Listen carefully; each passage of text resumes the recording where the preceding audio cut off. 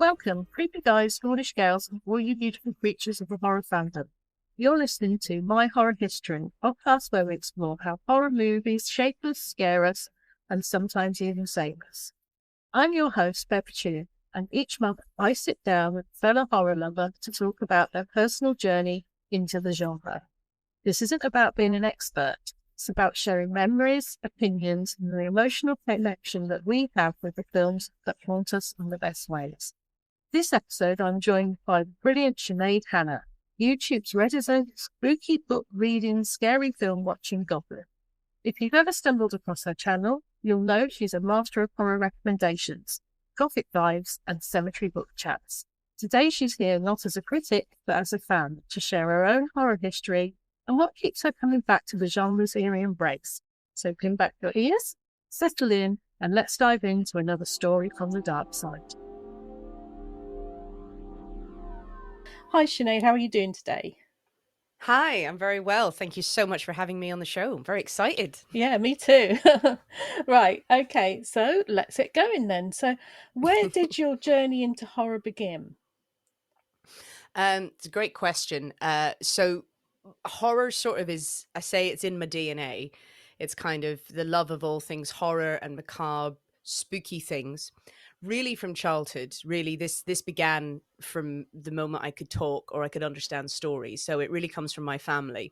So I'm born and raised in England, but to an entirely Irish family. So my whole family are Irish. I'm Irish, Irish Catholic. So we're sort of obsessed with death. We're obsessed with death and the macabre. It is, I think there's various cultures that can embrace it, but certainly a lot of people would agree, no, the Irish are really, really into all spookiness and ghosts and goblins and ghouls and storytelling. We're people of great storytellers. So from when I was tiny, me and my sister, who's older than me, my parents would be telling us fairy tales and ghost stories. They were great storytellers, to try and get us to go to sleep and shut up usually. But they would tell us ghost stories from their youth. And really the stories were always sort of around spirits or the other world rather than fluffy kind of unicorns and princesses. I don't know why that was, but I think that's just from their heritage. So really growing up, there was this fascination with the darker stories, the really old kind of grim fairy tales, that kind of tradition. And really, I think as well, from our culture and from our background, you're sort of taught from a young age not to fear death or not to be Mm. afraid of the other side, because it's a spiritual kind of thing. And I'm not a practicing Catholic anymore, but you sort of grow up with this surrounding of constantly being told about death, and then there will be another side, and there will be all of this stuff, but you're taught not to be afraid of it. It's nothing to be frightened about. There's something magical and mystical about it. So really, out of that, there were lots of ghostly stories and strange tales that were told to me as a child, and then I just gravitated towards books that would give me that same experience, and films and TV shows and anything like that just gave me such joy. Oh, wonderful. Yeah, yeah. I come. I wasn't surrounded by Catholicism as a child, but my mum comes from a Catholic Mm. family. Um, but that's British Catholic. I think is slightly different to Irish Catholic. It's got shades of links. And again, I grew up in England, so surrounded, and went to a Catholic school, Mm. a Catholic primary school.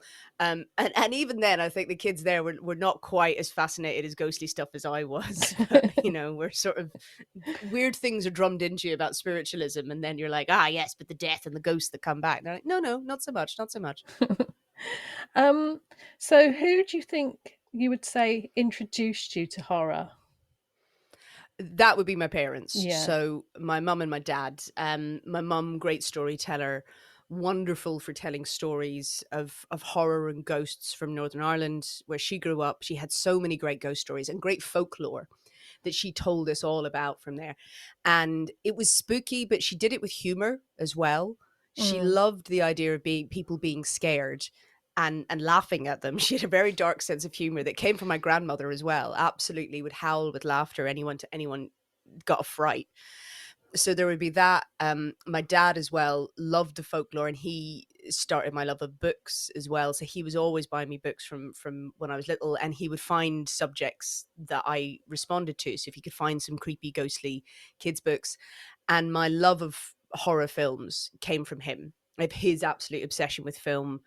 We used to watch films all the time, watched far too many horror films when I was way too young, but remember some great experiences of sitting with my dad, and his passion and his excitement for what cinema could do came from him, and a lot of very good memories of that.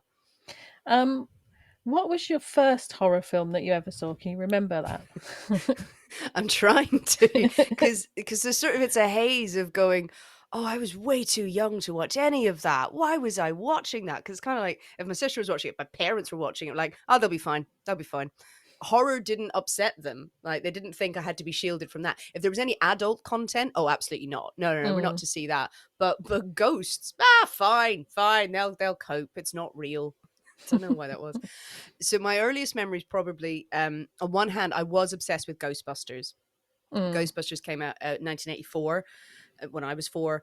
And so I think the first opportunity that I could see it, or that we could get it on video, which would be years later, absolutely obsessed with that humor and ghosts and funniness and cool. I loved that. I remember that.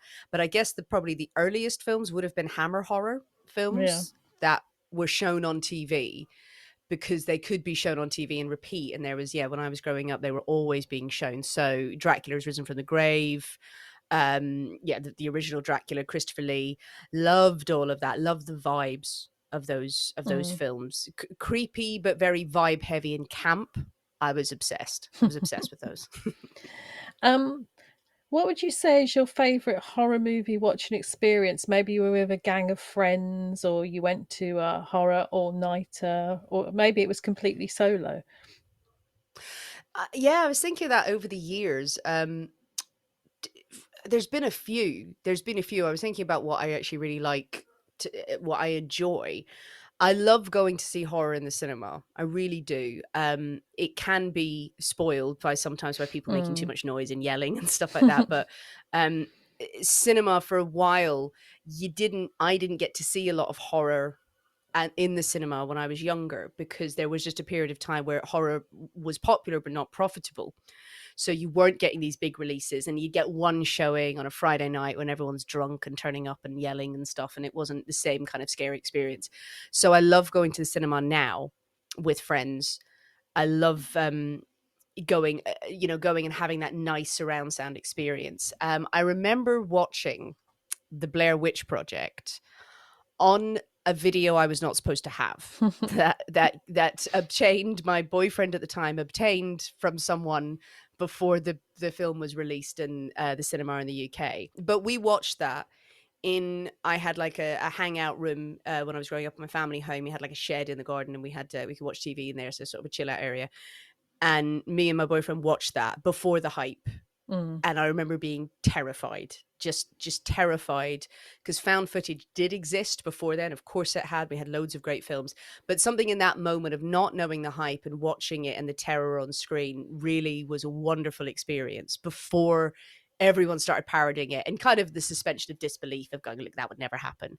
But that was great fun. I also love, I've done it a few times, showing a horror film to a non-horror fan, knowing it's going to mess them up for life. Yeah. Just sitting there. Recently showed my husband The Thing for the first time.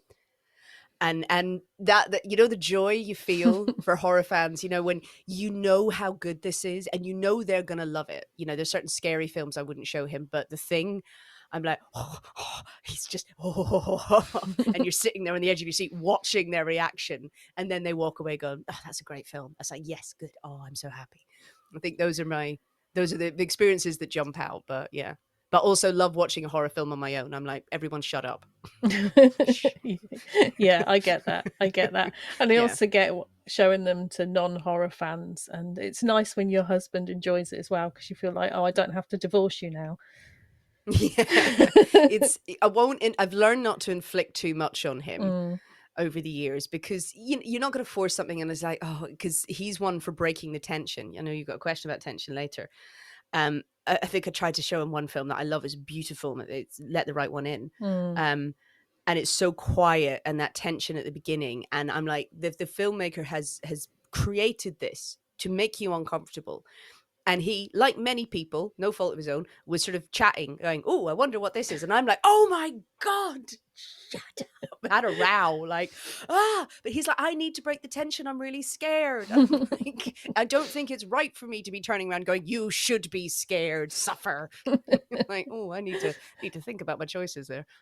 My husband actually liked Let the Right One In. He Yeah. really enjoyed that one. He doesn't enjoy many of them, but he enjoyed that one. It's a beautiful film. It It's is. harrowing and but so well done, and it's got almost hope to it, weirdly, in the end. You're Yeah, sort of really yeah. rooting for the kids. Yeah. I mean, I liked both versions, but none of them are a patch on the book. Yes. Yeah, I've not read the book. That is one where I keep regretting, like, I need to go and read the book because the film and the story is so good. That's one where everyone goes, no, the book is superior. Must read that. Yeah. What film would you say scared you the most, and what was it that got you? As ever, there's usually two or three that are sitting in my head. I think the earliest film that really scared me and shaped me was The Innocents, which is one of my favorite films of all time. The Innocents, 1962, I believe. Jack Clayton, Deborah Carr, written by Truman Capote, based on the novella The Turn of the Screw by Henry James. The Innocents, I still think, stands the test of time as a black and white ghost story.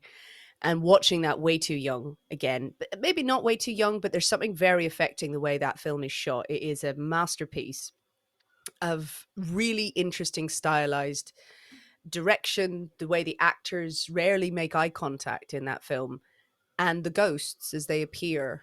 There's no gore, there's no blood. It's just this sort of creeping tension and stillness at a distance of seeing these ghosts and seeing the character of Miss Jessel in the lake from a distance. It's not close up. I think today, if you shot that film, there'd be all these zoom ins and you'd want to see the monster. It's just enough of it distance. It's so frightening. I remember in my course still when I watched that, just that terror comes back of, because you see it shot. I could gab about that film for so long. The way it's shot, when you see the ghost, maybe other people wouldn't feel the same when they watch it, but it's far enough away that you think it's a trick of the eye, but you know something's wrong. You know something's wrong.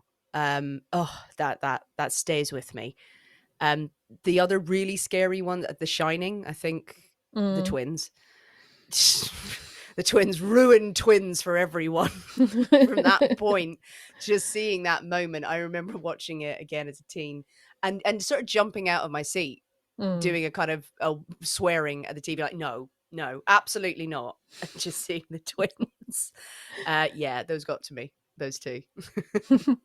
So was that the film that you yelled the most at the screen at, or were there more where you were like, "Don't go in there! Look! What's going on behind you?"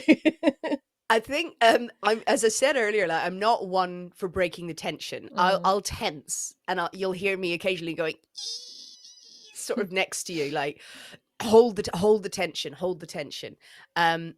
If I'm with friends or we're watching something silly, we might shout at the screen. I think I shouted watching Paranormal Activity, which I watched on video a couple of years after it came out, and terrified by it. I maintain Paranormal Activity. I know it's had loads of sequels. It was a really big deal. It is terrifying.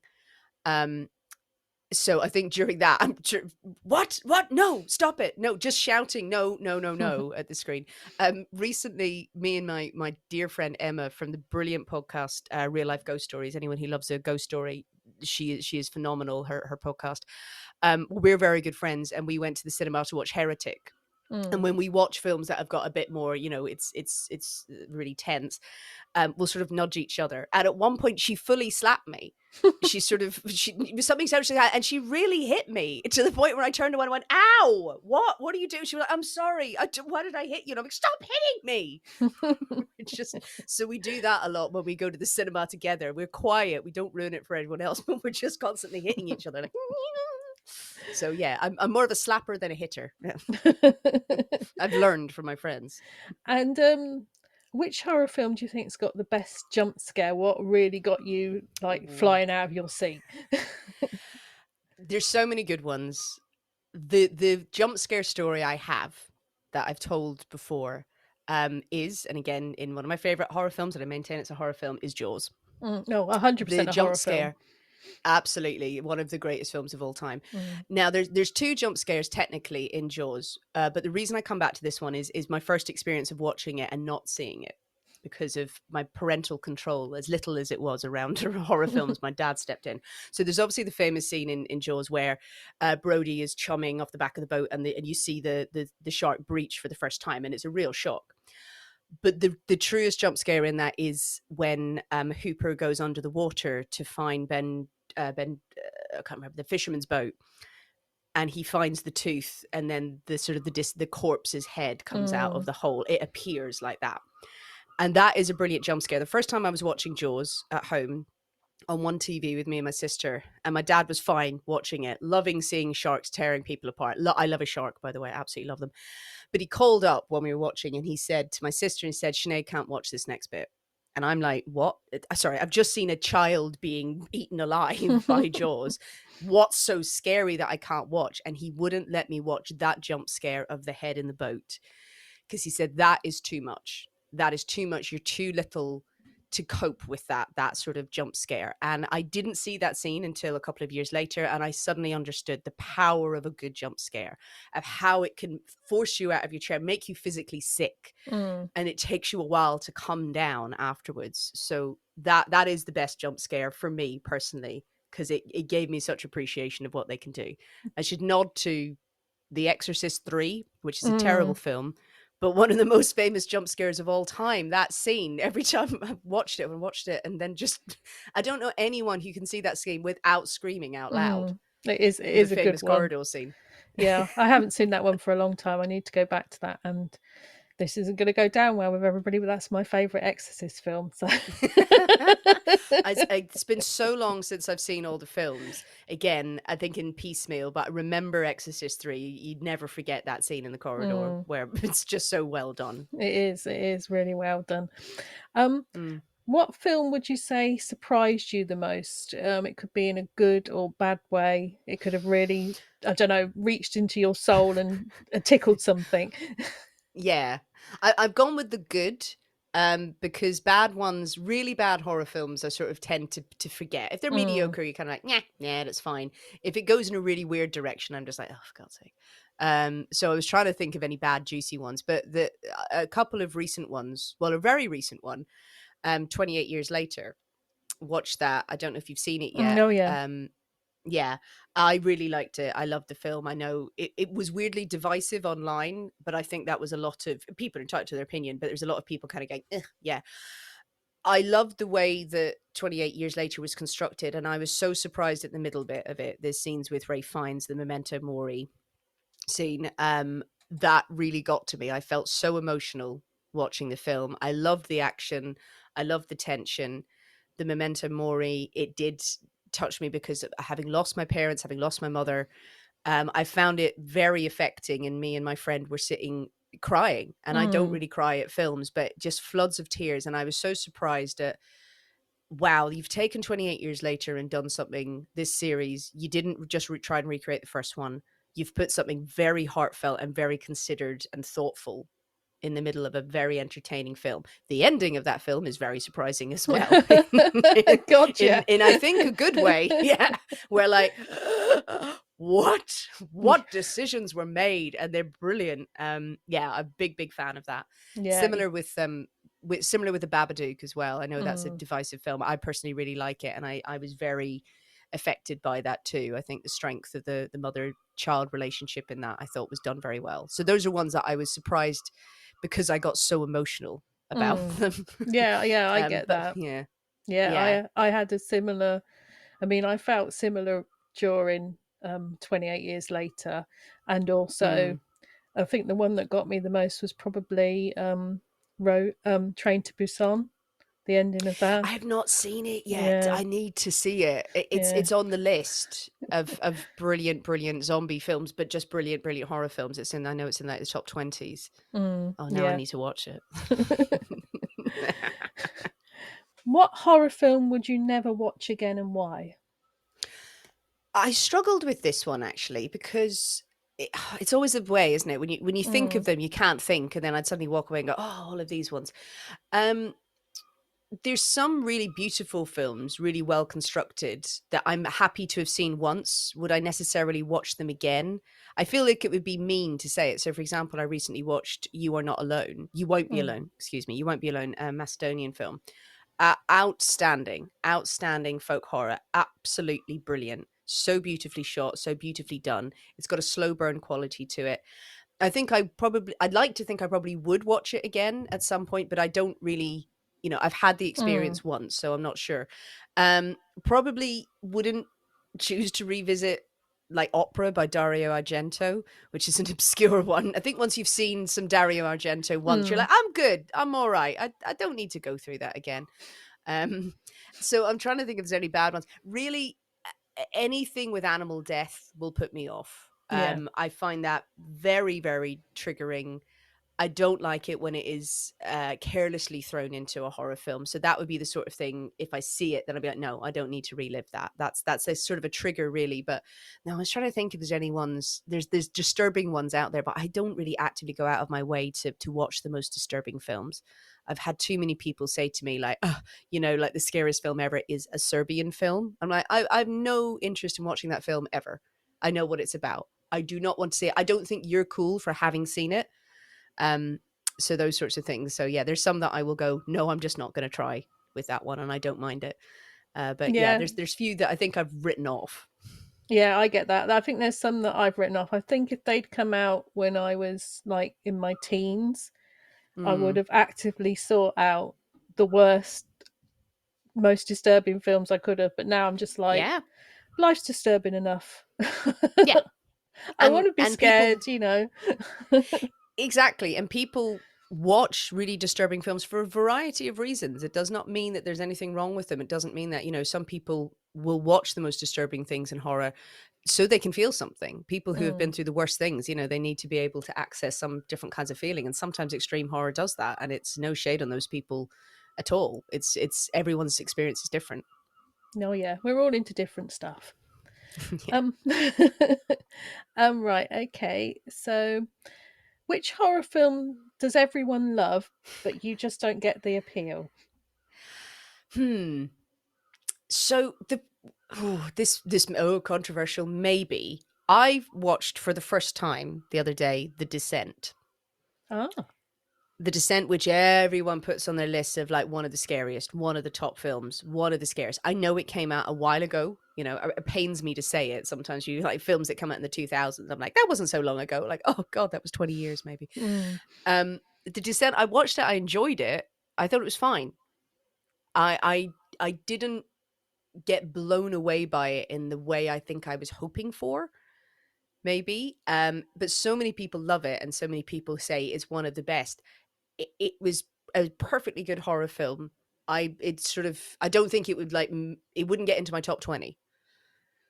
no, I don't think it'd get into my top 20. I did love it. I probably Yeah. haven't watched it since it came out though, and I think sometimes when you watch something you haven't watched it again for a while, or you watched it in a Mm, certain time, when I think about it, horror back then, early 2000s, could be a bit hit and mm, miss. So when you got something that was good, you were like, oh yeah, that's fucking fantastic. Whereas now horror is so good, there's so much good stuff coming yeah.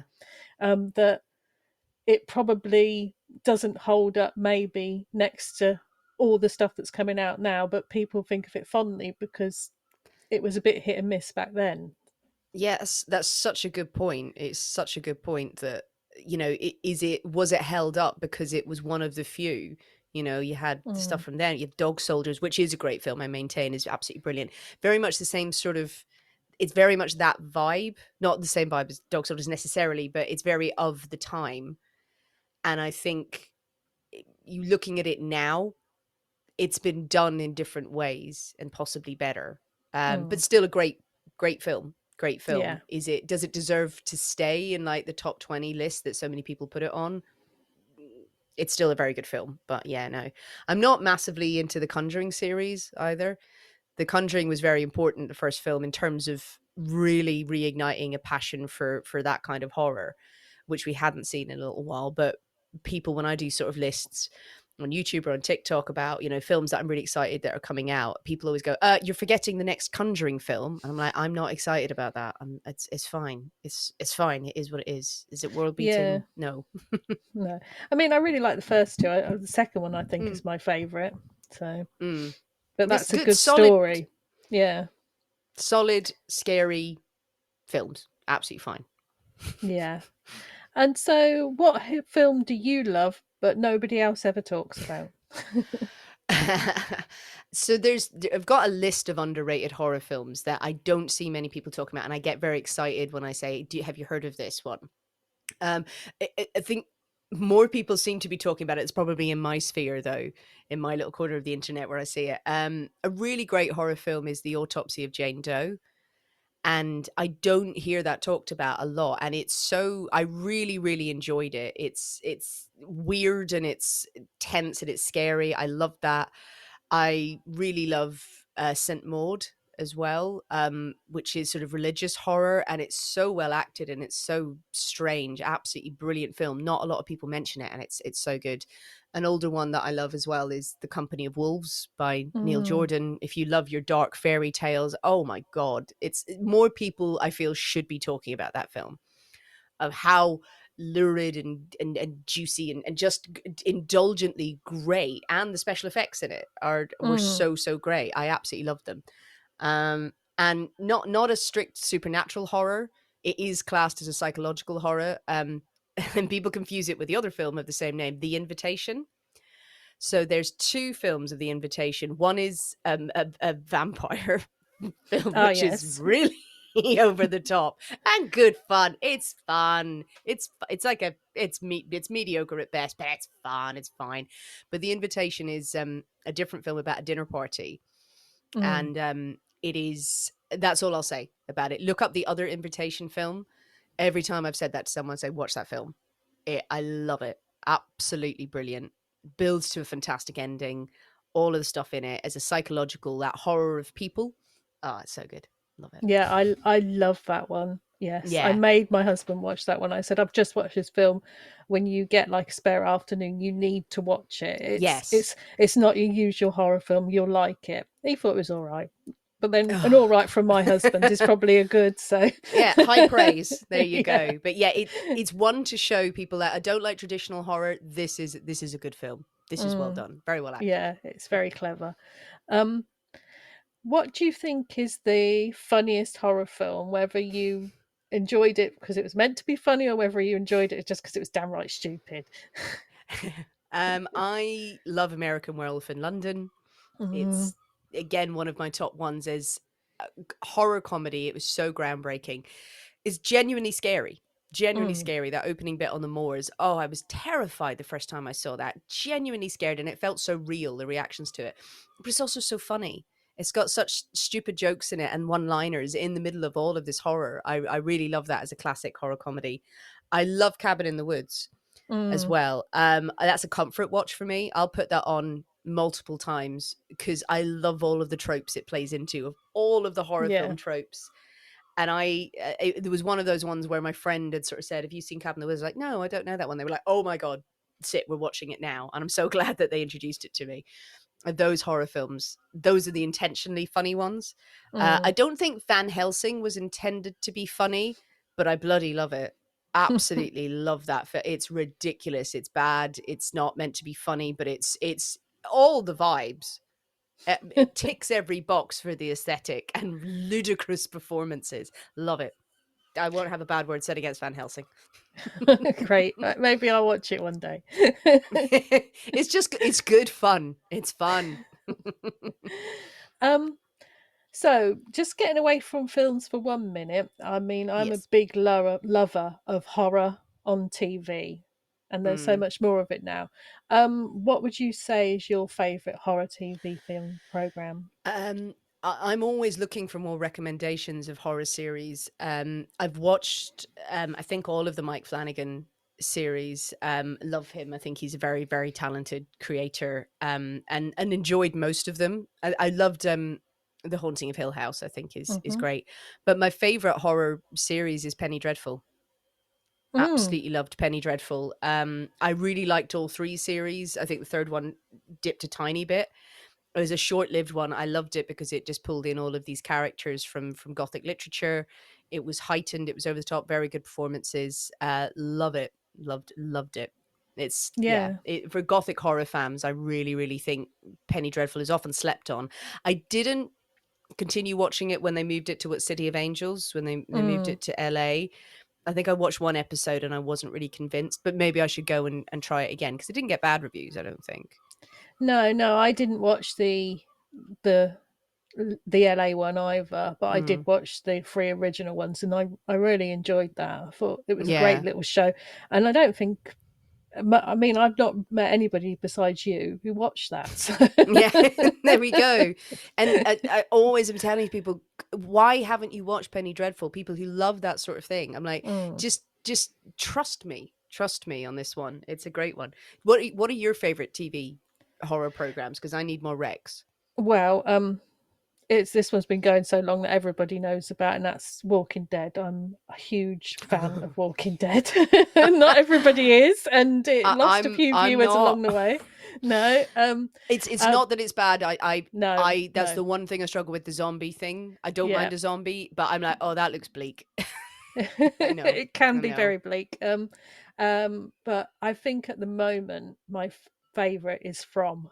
From is brilliant. Oh, yeah, I've Yeah, heard good things. Right, I need to check that yeah, out. Writing that yeah. down. It's really, really good. And on Netflix they had one, and I can't remember what year it's called, but I think it's like Archive 81 or 84. Yes, Yeah. yes, that was based on the podcast, wasn't it? Yeah, I think I Yeah. watched all of that. It was good, that one. I did sort of end up going, what happened? I Yeah, don't know what happened. we really, my husband really enjoyed that one as well. So, and Mm. I was sad that they're not doing a second series, but he was like, oh no, Mm. I'm happy that it ended like that. So Yeah, it was yeah, good. Yeah, slice of yeah, weird horror, like it. yes. I think I can't think of anything else off the top of my head now that I'm watching.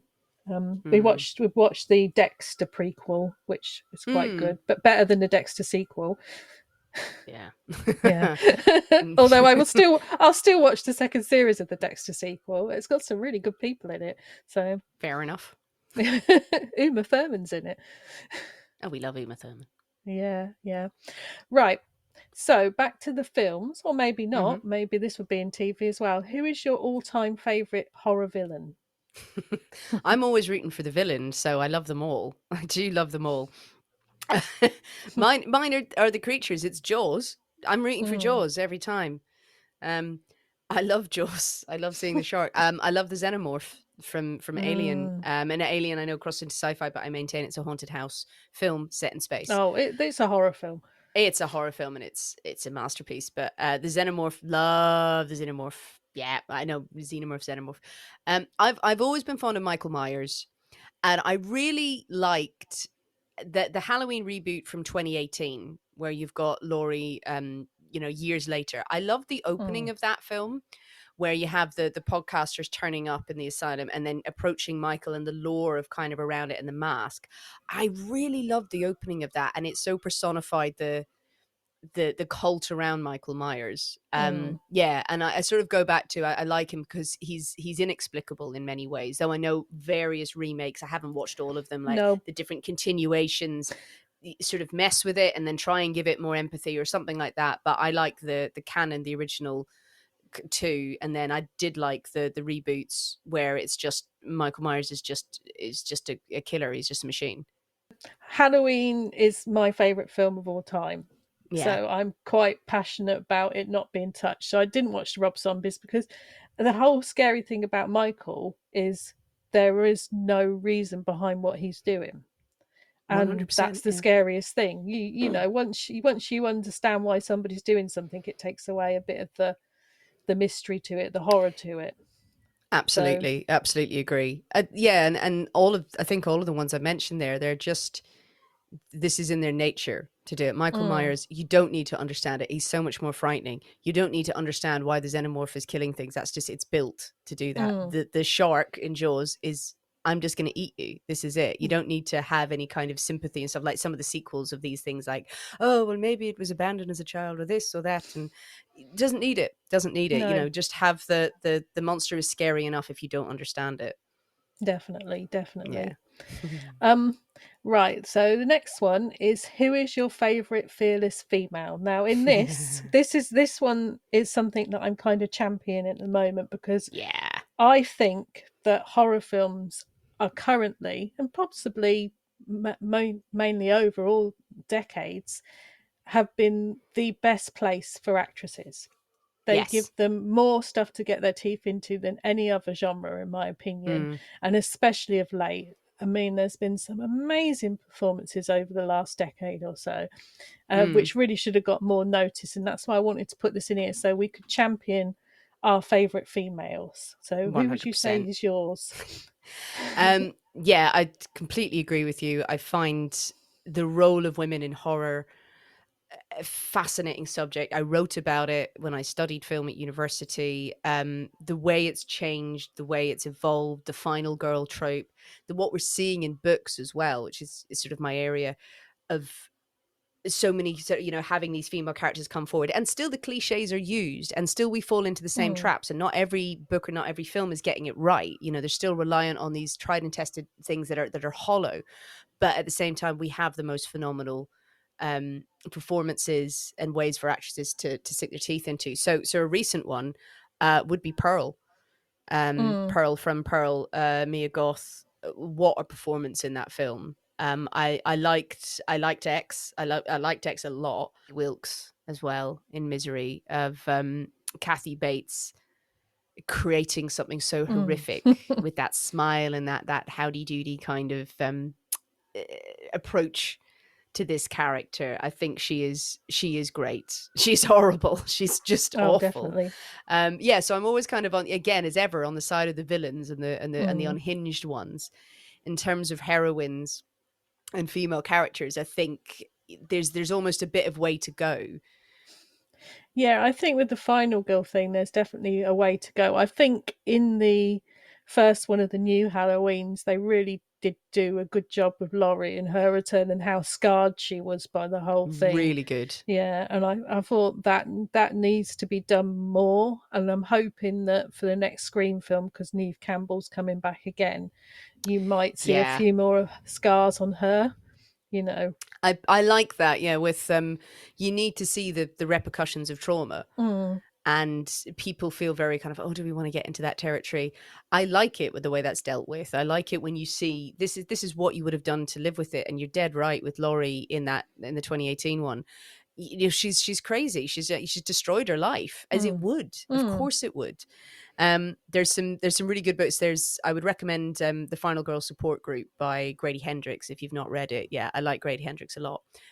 He's a male writer, and that many people sort of go, why is he always writing female characters in his book? But the female is the centerpiece of mm. horror a lot of the time, and he does them well. And that's a very fun book where it takes, well, what happened to the final girls from nodding to the film series that we love, Mm. and what would happen if someone was after them, and then that sort of slasher kind of vibe. It's nicely done. There's other books that sort of put a final girl story in, and you're like, oh, you don't understand women. Which horror side character has stole the show in a film for you? I struggled with this one as well, and I might need your help on this one or suggestions for it. Because I was kind of going, like, the side characters, like, who am I forgetting? Who am I not thinking of? And I know a million and one come to me. The first thing I thought of was the pale man in Pan's Labyrinth.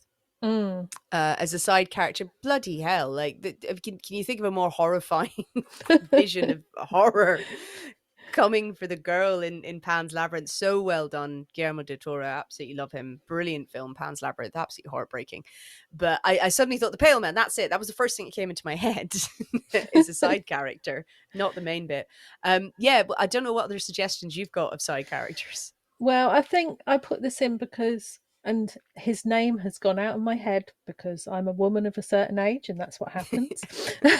um, but Scream, the guy in the first two Screams, who's the film nerd who works in the video shop. Oh yes, Yeah, yes. Oh God, what's his name? Yeah, I can't remember his name. It's got an E on the end of it. Yeah, let me. Oh God, I have to. Yeah, we have to Google it now. Where is it? Yeah. Yeah, I like him though. Yeah, he is Yeah, good. yeah. I love him. I love him so much. They should just make like another prequel just with him in or something. Yeah, you've got Stu. Is it? Is it Is it Stu? Stu? No, I don't think it's Stu. No, I might be wrong. That was Google just throwing stuff at me. Oh no, Stu is Matthew Lillard. Randy. Randy. I should have remembered that. Randy, that's it. I knew there was an E in there. Yeah. No, love him. Yeah, he's a great Yeah, character. yeah. I think. Oh, I just think they should just do more with him. Just little offshoots. Yeah, have a prequel for him. Yeah, maybe. Yeah. How did he learn his skills? So who do you think is the sexiest character in horror movies? This is a strange one. Or No, the it's sexiest fine. horror film. Oh, Dracula. Bram Stoker's Dracula is my youth, is my awakening. Loved that, again, the vibes and the aesthetic of the gothic for Bram Stoker's Dracula, Francis Ford Coppola's film. Loved that, and fell madly in love with Gary Oldman in that film. Him as Dracula, ludicrous over the top performance, but great, but absolutely great. And yeah, I'd say I think Monica Bellucci is one of the brides in that. Also, is right up there as well as she's gorgeous. So we'd be like, oh, okay, hello. Yeah, I'm partial to a vampire, not a Twilight vampire, but a brooding, dark, vicious one. You know, Nosferatu himself, actually, I think even in the Robert Eggers recent one, which I loved. I mean, Bill Skarsgård is a very, very beautiful man in real life. In the film, Nosferatu is still gross, but me and my friends are still like, hear me out. Hear me out. Would you? Yeah, definitely. Absolutely. Go for it. I'm yours. Yeah, there is definitely something about the vampires. I think that's why I've got a bit of a love for Christopher Lee. I know that's definitely why my sister's got a deep love for Christopher Lee. So absolutely. and Yeah. also Very, yeah. Just going back to like TV True Blood as well. So yes. Yeah. Oh my God. I remember that came out. I loved the series, and my younger cousin was so obsessed with it, and I think we were telling stories actually that she was really obsessed with it, and like her bigger sister, and we had let her watch it and everything, and then her older brother came home going, oh, let's watch that show you really like, and then turned it on going, oh my God, this is just shagging from nonstop. I'm like, yeah, we are. Another Yeah, beautiful the Skarsgårds can do no wrong. Yeah, absolutely. Oh God, he's gorgeous. Yeah, he's very very nice. enjoyable. Which horror subgenre do you think you connect with the most? Are you a slasher girl? Do you like your folk, cosmic horror? I love all genres. There's very rarely a horror film, if it's new, if it's out, if it's well rated, if it's a particular genre, I'll watch all of them. I'm sort of known a bit more for folk horror, because I do really like folk horror, and I think it's a wonderful subgenre in literature and on the screen as well. So yeah, anything, if I see there's a new folk horror film coming out, I will prioritize that. Yeah, The Wicker Man is one of my top films, and there's so many good folk horror films out there, and they're just so insidious in many ways, but beautiful. So very enjoyable. But most of the others are fine. Cosmic horror is not my favorite, to be honest. I'm not a massive fan of Lovecraftian horrors, but I like the way it's been reclaimed, because I don't really like at all H.P. Lovecraft. Had some terrible views, and very much stuck to them. But there's been a really interesting reclamation of his work by people of color to use it. So Lovecraft Country, the series that was out, which sort of reclaimed it. That I like the way that was done. I didn't watch all of the series, but I like the vibes of that. But cosmic horror sometimes leans too much into tentacles, and I'm like, oh, okay, right. It just gets a bit much after a while. But I may be missing some really good ones. Oh, I mean, I don't think I've seen masses of them, so I can't really say. I can't recommend anything off the top of my head. Yeah, we'll see. What do you think is the most beautifully shot horror film you've seen?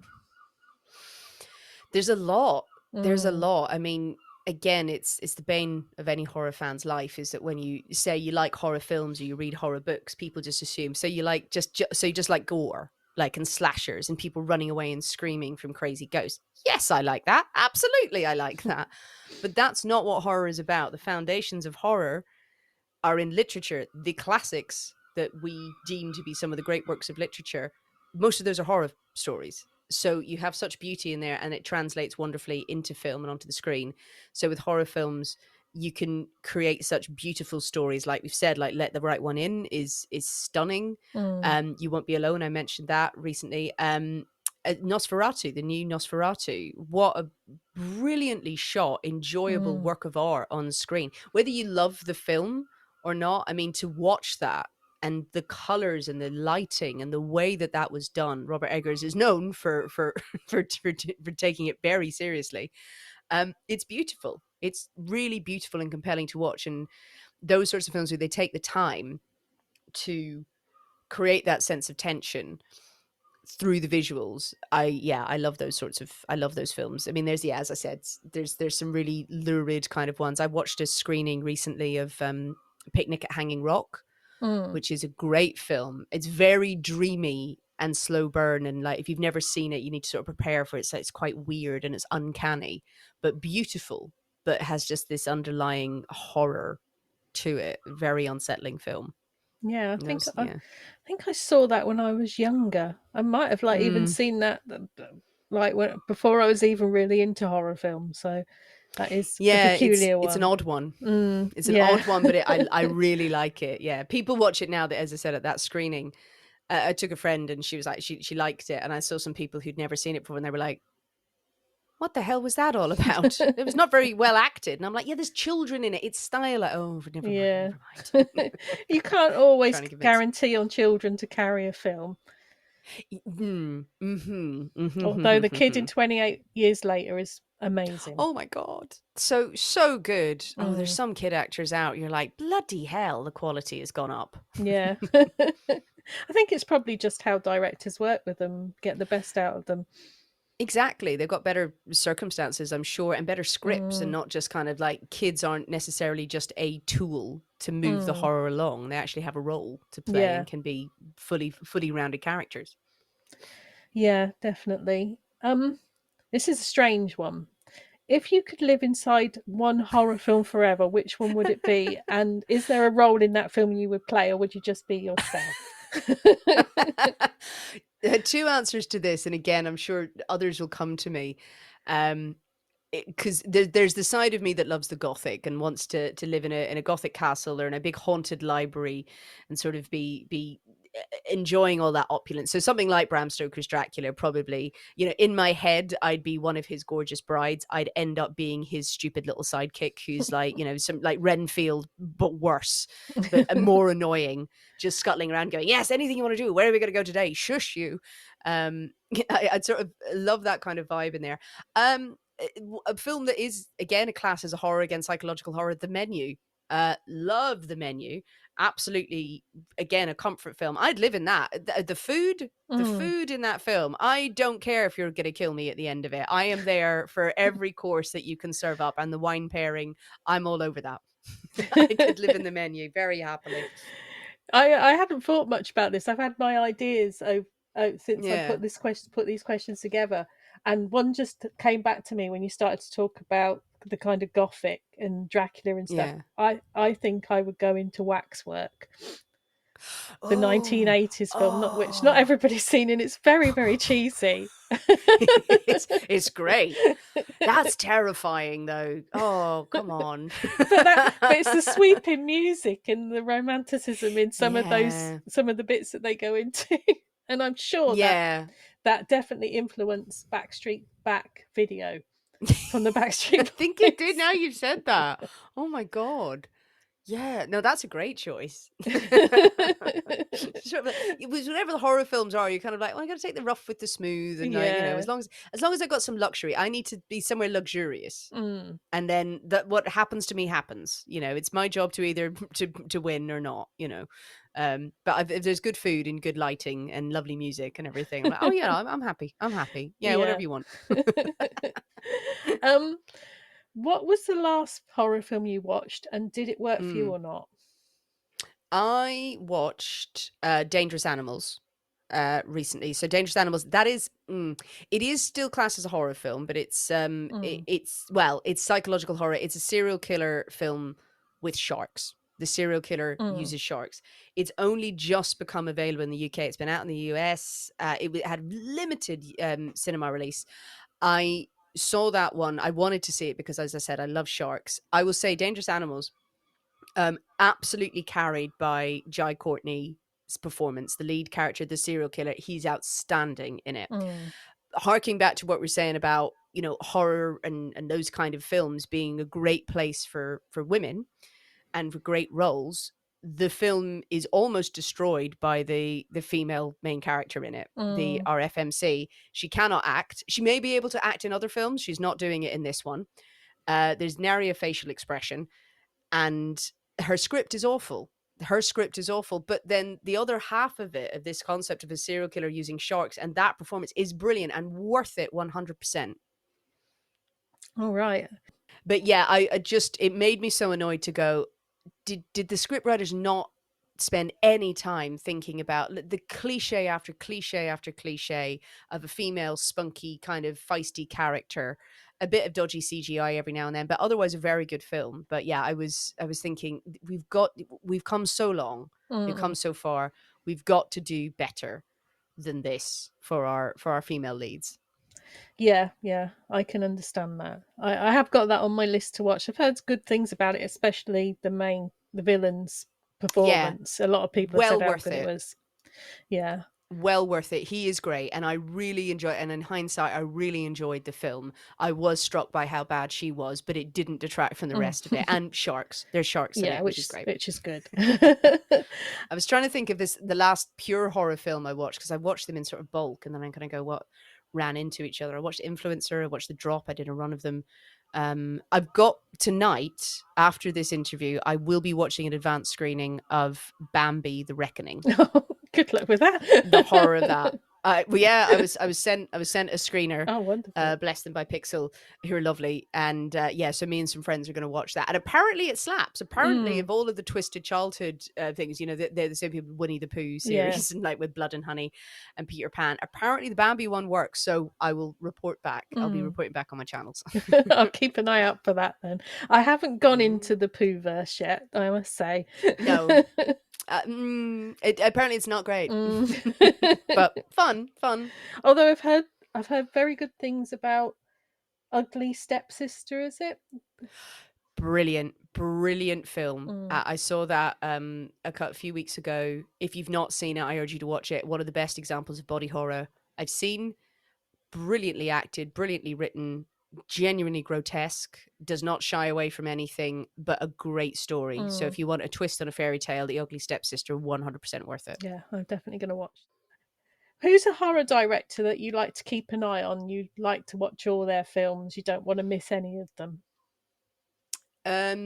Robert Eggers, I think, given his track record now, I think, yeah, he's not failed yet. I think I've seen all of them. Guillermo del Toro, I will watch any film by him. He's got Frankenstein coming out. I'm very excited about that, and it looks good. It looks like a vibe. Those are two that sort of leapt to my head. Of other, I mean, Mike Flanagan, I think I probably will always watch his stuff. I'd be interested to see what he does. It can be hit and miss. It's generally enjoyable, but as in like the best horror directors out there. Those are Guillermo del Toro and Robert Eggers are the ones on my radar. Jordan Peele has some stuff coming out. I'm not so sure about his politics at the moment, so I'm just sort of keeping a wary eye on that. And I think, you know, it's important to do that in this day and age. But I know he's got a new film out, and, you know, very, very accomplished horror director. And then Osgood Perkins is an interesting one. Again, very hit and miss, some very interesting ones. And some films where nothing happens for 90 minutes.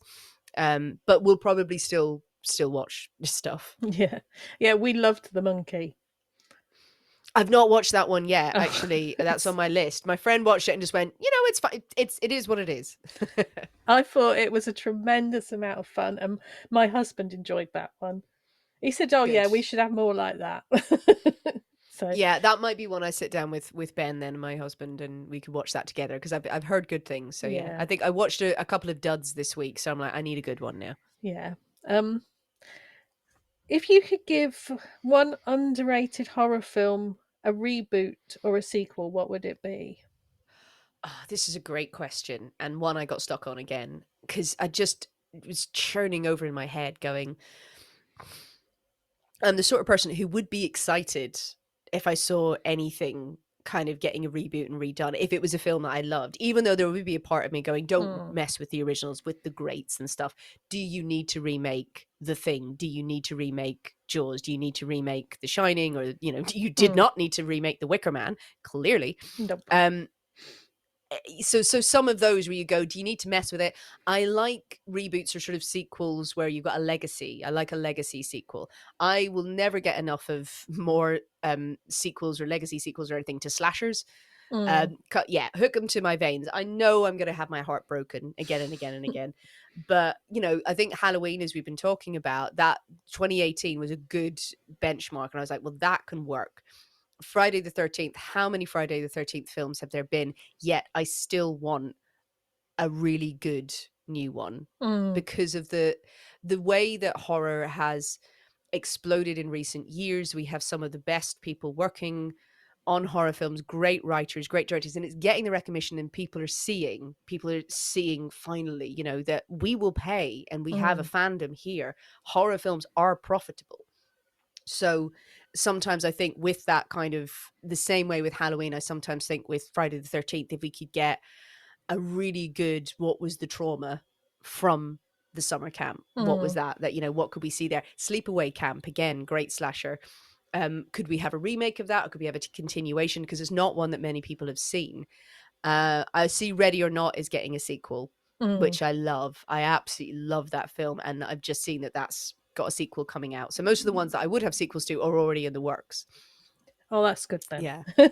Yeah, I think so. But yeah, I think if I saw, again, I go back to Jaws and stuff like Alien, all of the sequels that have happened there, they're pretty decent. Some of them I've seen, Mm, most of them. I think I've seen all of them, actually. uh like, if Jaws was redone, you can't recreate that, but what would be the repercussions years later? Like any really good shark film where the mm. shark is the central point would be really welcome. Yeah, just horror is just very exciting at the moment, so generally anything that comes out, I'm like, there we go, I'll give it a Yeah, go. I can understand that. Um, Mm. this one is in here from coming from my personal experience. I know that as many horror films as I've watched, I have some big gaping holes for ones that I've yet to see that are Oh. important. Like, Yeah. so I was wondering, is there a horror classic that you've never seen and you feel guilty that you haven't got round to it? um it, these things go out of my head. I was having to Mm, Google it and going, have I seen all of these? And of course, all the stuff that Google is showing me is stuff that I would have searched before. So it's only showing me stuff that I've seen. mm. Obviously, I'm looking at lists. I did think I've not seen the first Evil Dead all the way Ah, through. That is one where you go, oh yeah. Evil Dead 2, I've seen. But I think it was of a time when it sort of got its resurgence when I was at uni, and we were sort of watching clips of it, and it was like, oh my God, it's so cool. Yeah, it suddenly went, I don't think I've actually seen the first one at all. So yeah, to some people that'd be sacrilege. Yeah. well, uh, Bruce Campbell is my favourite actor of all time. He is great. It is just it's an experience, it's a ride. But yeah. What are your ones? um, What's your party piece to say I've never seen that? I haven't seen Don't Look Now. Oh, okay. Yeah, You're fine. yeah, I haven't got around to that. I, when it comes to old classics, I've not Mm. seen many of the Hammers. I've not Mm. seen any of the Universals. So, Ooh. so I should probably get into them at some point. Yeah. Yeah, I think if you've seen one, like Hammer is great. It's like Sunday Mm, afternoon. Are you missing out? You'll like it for campy value.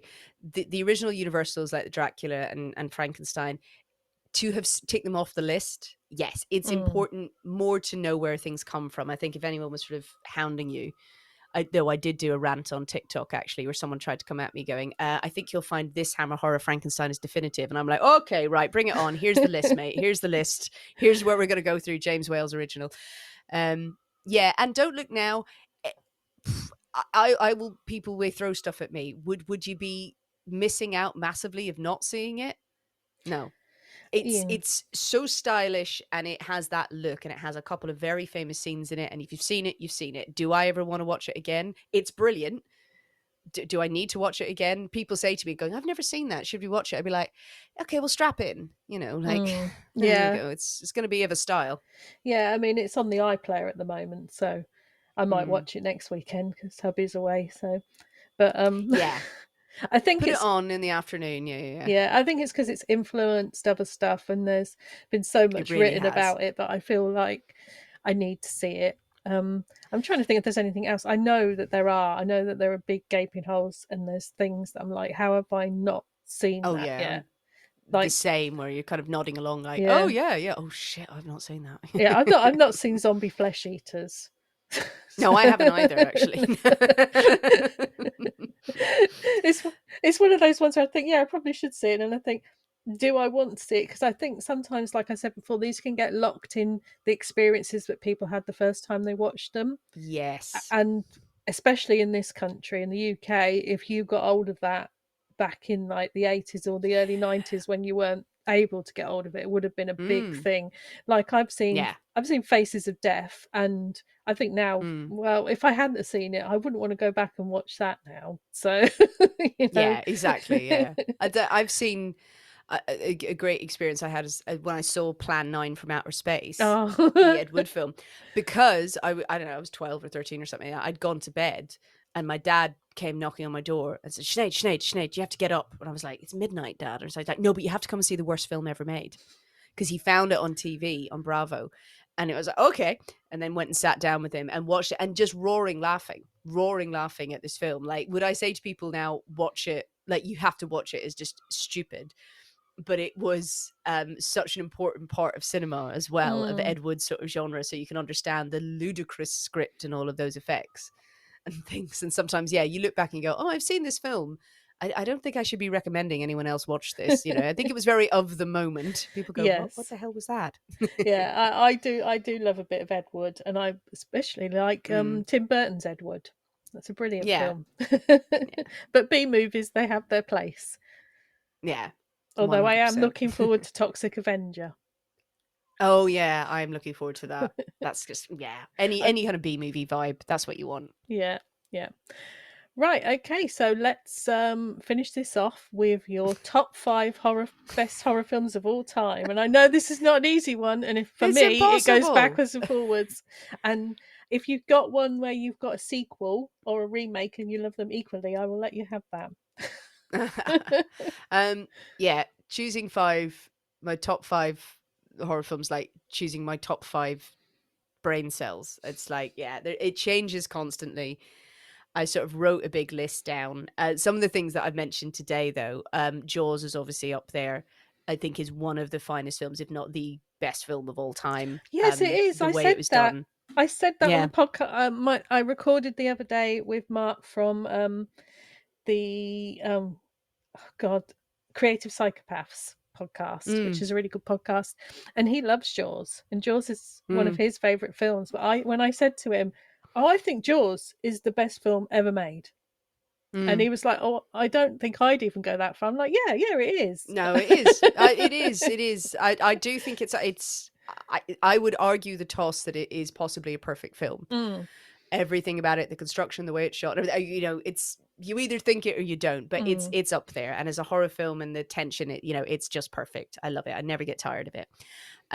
Again, in the more sci-fi kind of one, and I sort of went, I was thinking like the different sort of genres of film I was trying to, and what I would recommend to other people.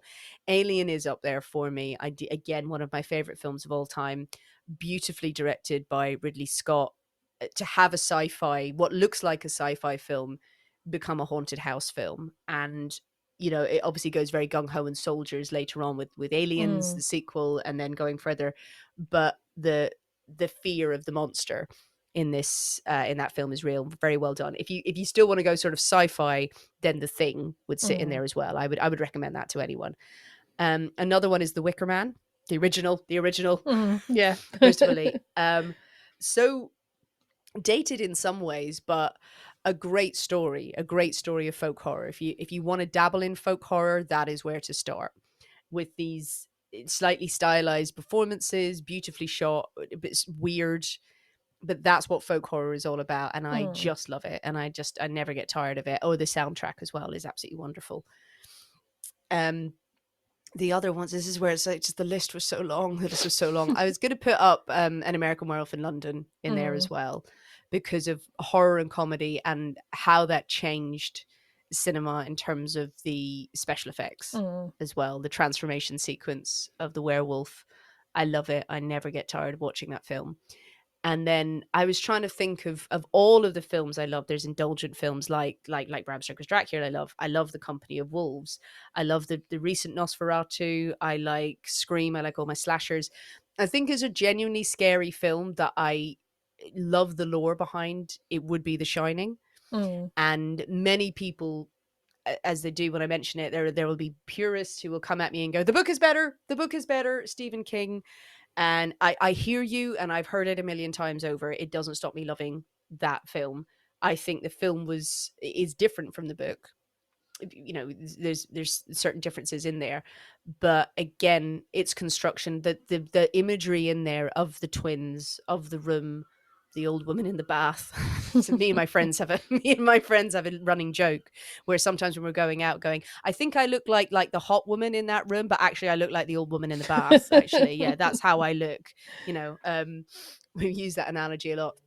But it's a truly frightening, really frightening, scary, out of your mind kind of horror film. I think The Shining did something and was really groundbreaking. The Innocents is one of my favorites as a classic ghost story as well. It's just superb.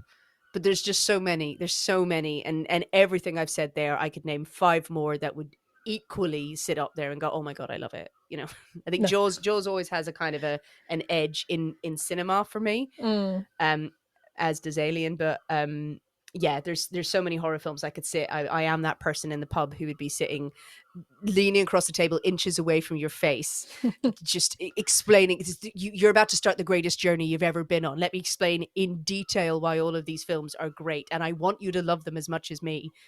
Yeah, I get that completely.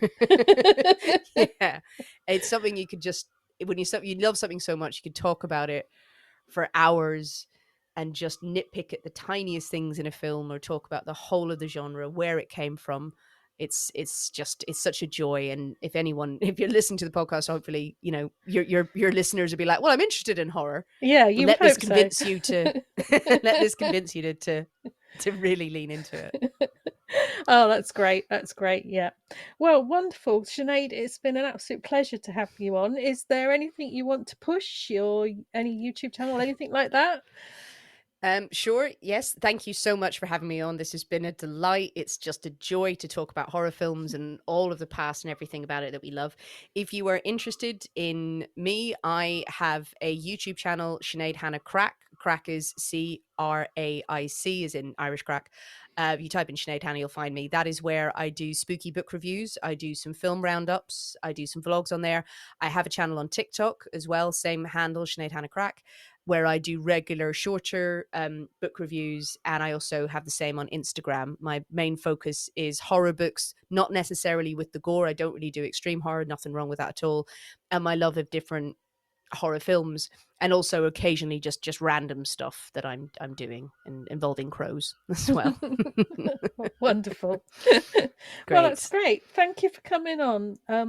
Maybe we'll have you on for a deep dive one day in something that you love. That would be great. Love it. Okay. Thank you. Thank you. I'd like to thank Sinead for coming on our first show. It was wonderful to get to know her and wonderful to listen about her journey through horror. At the end of every episode, I will be giving you some recommendations, and this month I wanted to recommend a podcast, one of my favourites in fact. A Year in Horror, hosted by Paul Weller. This is a deep dive into a year of horror films. Paul goes through his least favourites, his runners-up, and his top 10 of the horrors of a certain year every month.